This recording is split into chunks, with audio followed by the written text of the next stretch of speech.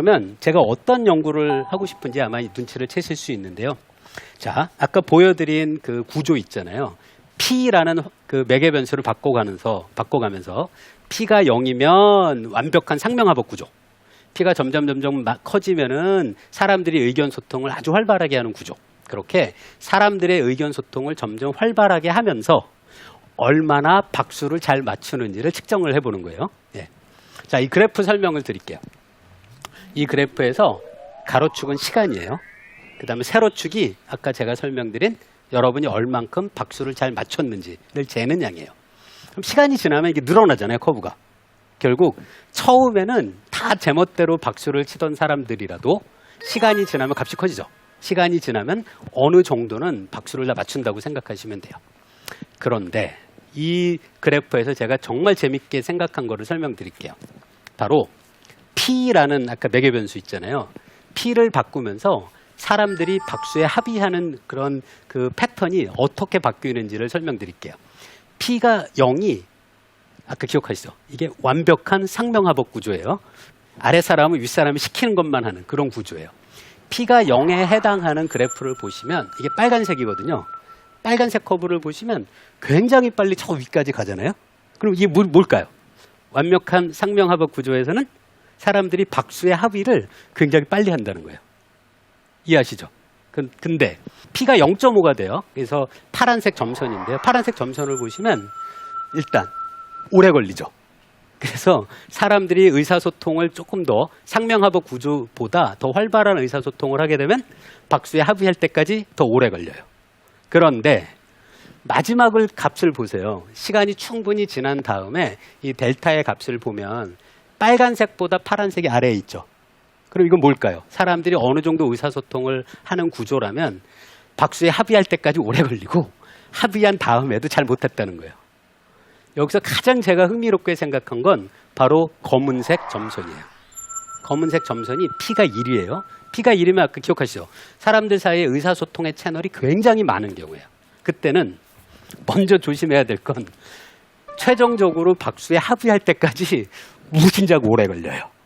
사람들이 의사소통을 채널이 굉장히 많으니까 내가 박수를 치다가 누구 박수를 쫓아갈지를 헷갈려 하는 거겠죠. 그런데 P가 1이어서 사람들 사이의 의사소통 채널이 정말로 활발히 존재할 때는 가장 제가 중요하다고 생각한 결론은 이렇게 쭉 올라가다가 맨 마지막을 보세요. 시간이 충분히 지난 다음에 보면 검은색 점선이 가장 위에 있죠. 이 뜻이 뭘까요? 사람들이 의사소통을 활발히 하면 마지막에 합의할 때까지는 오래 걸려요. 근데 막상 합의한 다음에 보면 사람들이 박수를 가장 큰 규모로 잘 맞췄다는 뜻이에요. 제가 사실 이건 아주 단순한 모형으로 제가 연구를 한 거예요. 그래서 아까 제가 사람을 기술하는 어떤 통계 물리학의 어떤 방법 중에 사회적 원자 얘기를 했잖아요. 바로 그런 관점이에요. 사람 한 사람은 정말 단순하게 행동한다. 그런 가정을 통해서 얻은 결과이긴 하지만 저는 제가 얻은 결과가 상당히 우리가 사는 현실에도 상당히 의미가 있다고 생각했어요. 자, 지금 이 그래프를 제가 설명을 드렸는데요. 이걸 정리해서 그래프를 다시 그린 거예요. 자, 왼쪽 그림은 마지막에 합의할 때 델타 값이 얼마냐예요. 아까 시간이 충분히 지난 다음에 사람들이 얼만큼 합의를 잘했는지를 설명했던 그 파라미터. 처음에 보시면 델타 값이 이 가로축이 P거든요. 사람들이 의사소통을 조금 더 하면 처음에 줄어들어요. 그러니까 의사소통을 충분히 하면은 결국은 올라가잖아요. 그래서 사람들이 더 잘 맞추는데 대충 조금만 더 할 정도면 사람들이 최종적으로 박수에 합의하는 의견에 일치하는 그런 정도가 처음보다 낮아지죠. 대충 하지 말라는 거예요. 의사소통을 할 거면 확실하게 하는 게 더 낫다. 이런 결론이 있고요. 그다음에 오른쪽 그래프는 합의할 때까지 얼마나 시간이 오래 걸리는지예요. 처음에 출발하면 그 P가 0일 때를 보시면 시간이 굉장히 짧아요. 그래서 상명하복 구조는 사람들이 엄청나게 빨리 합의해요. 그러다가 P가 의사소통 채널이 점점 늘어나는 P가 증가하는 커브를 보시면 여기서 출발해서 계속 늘어만 나죠.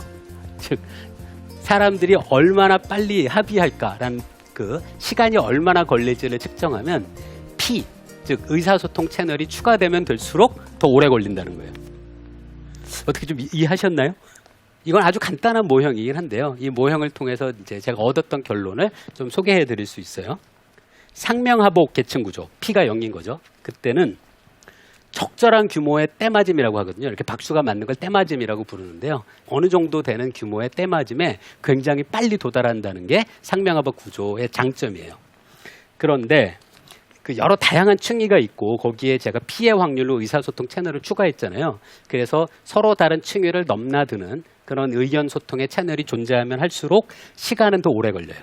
그런데 의사소통 채널이 충분히 많이 존재하면 최종적으로 합의한 어떤 그 합의의 정도는 점점 커진다는 것을 제 이 결과가 보여주는 거죠.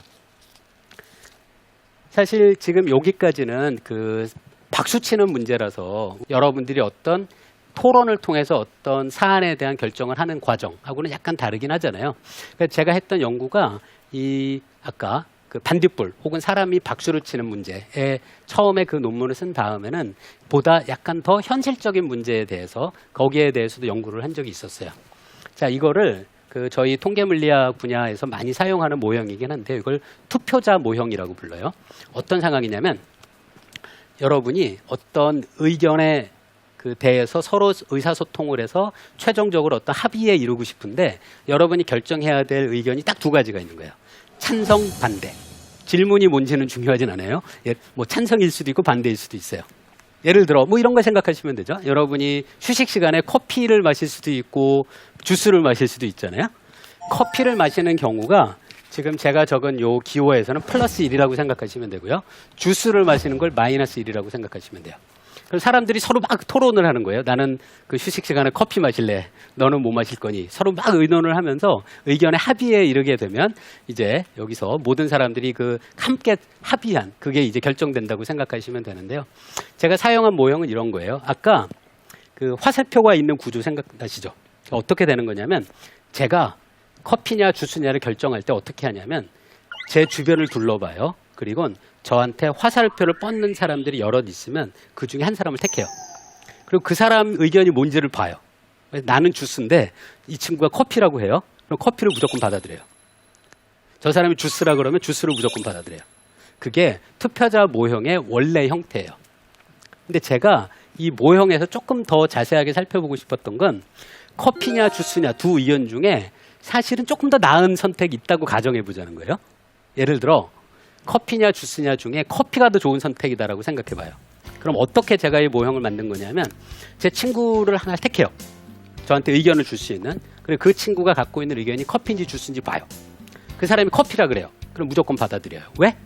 커피가 주스보단 조금 더 나은 의견이라고 제 모형에서 가정했다고 생각하는 거죠. 근데 그 친구가 주스예요. 그럼 주스를 무조건 받아들이지 말자는 거예요. 주스는 약간 머뭇거리면서 받아들이자고 생각한 거예요.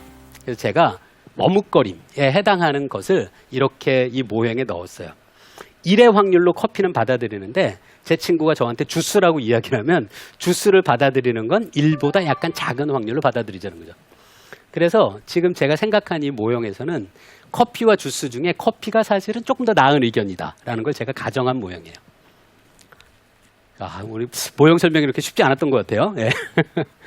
막 수학 기호가 난무하긴 하는데 제가 말씀드리고 싶었던 건 그거예요. 커피냐 주스냐를 결정하겠다는 거고요. 제 친구가 커피라고 하면 무조건 커피를 받아들이고 주스라고 하면 약간 머뭇거리면서 받아들인다는 아이디어예요.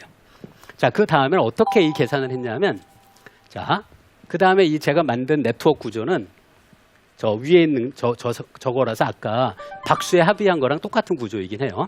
그러면 여기서 어떻게 한 거냐면 맨 위에 1번 사람은 주스를 우기는 거예요. 커피보다 조금 못한 의견이죠.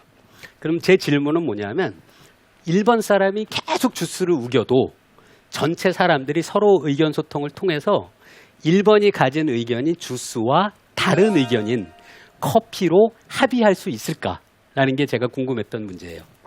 그런데 만약에 상명하복 구조 기억하시죠? P가 0인. P가 0일 때 상명하복 구조가 바로 이 아래에 있는 이런 구조예요. 이 구조일 때는 어떻게 되는지를 볼게요. 여기서 보시면 좋은 의견이 커피로 생각하시면 되고요. 나쁜 의견이 주스예요. P가 0인 경우가 바로 요 커브거든요. 이 주황색 점선을 보시면 어때요? 시간이 지나면 누구나 모든 사람들이 다 주스를 따라가요. 비록 커피가 더 좋은 의견이지만. 그럼 무슨 뜻일까요? 상명하복 구조에선 맨 위에는 1번 사람의 의견이 뭐더라도 그 사람의 의견이 조직 전체에 전파된다는 거예요. 그리고 조직 전체에 의견이 전파될 때까지 걸리는 시간이 제일 짧아요.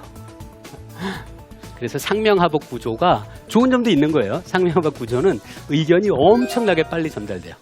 그런데 나쁜 점도 있는 거죠. 맨 위에 있는 사람이 잘못된 생각을 해도 그 의견이 다 전달되는 거죠. 한편 P가 점점 커지는 상황을 생각해 볼게요. P가 1, 가장 위에 있는 커브를 보세요. P가 1에 해당하는 맨 위에 있는 커브를 보시면 먼저 보셔야 될 게 처음에 올라가다가 결국은 어떤 값으로 수렴해 있잖아요. 근데 그때까지 얼마나 걸리는지를 보세요. 그러면 상명하복 구조는 요때면은 이미 수렴하는데 그 P가 1인 의사소통이 굉장히 활발한 구조에선 훨씬 오래 걸려요. 그래서 상명하복 구조 위에 사람들이 서로 의사소통을 하는 채널이 충분히 많이 존재하는 구조에선 합의하긴 해요.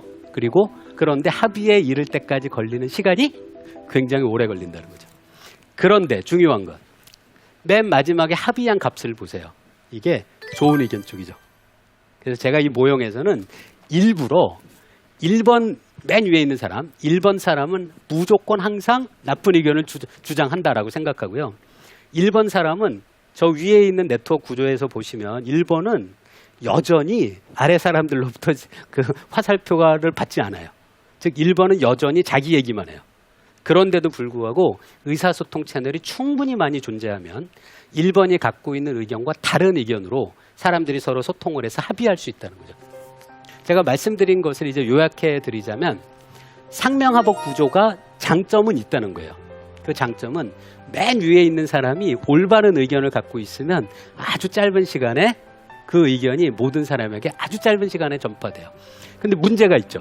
그 사람이 갖고 있는 의견이 잘못된 의견이라면 그럼 그 잘못된 의견도 빨리 전파돼요.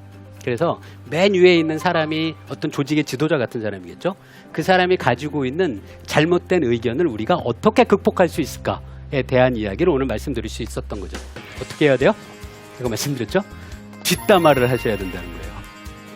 위에 사람은 의사소통 채널이 많아도 여전히 다른 사람 얘기를 안 듣고 있잖아요. 근데 위에 있는 사람이 갖고 있는 잘못된 의견을 제 모형에서 극복할 수 있었던 건 그 아래 계층에 있는 사람들이 서로 활발하게 의사소통을 했기 때문인 거죠.